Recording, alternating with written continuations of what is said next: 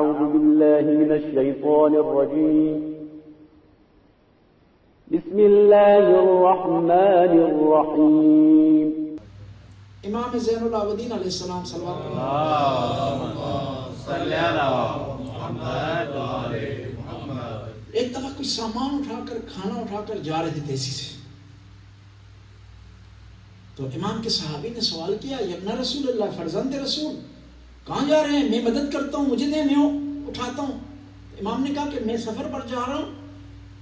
اور اس وجہ سے اس سامان کو ایک محفوظ جگہ پر پہنچا رہا ہوں اس سفر کی خاطر، اور میں چاہتا ہوں کہ میں اپنے سفر کا سامان خود اٹھاؤں، تجھے تکلیف نہ ہو۔ دوسرے دن اس نے دیکھا کہ امام وہیں،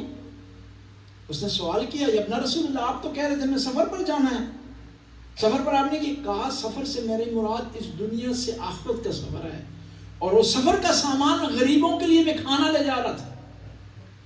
اور محفوظ جگہ یہ ہے کہ غریبوں کو جا کر دے دوں، مستحقین تک پہنچاؤں۔ اور ایک اور وجہ جس کی وجہ سے انسان ڈر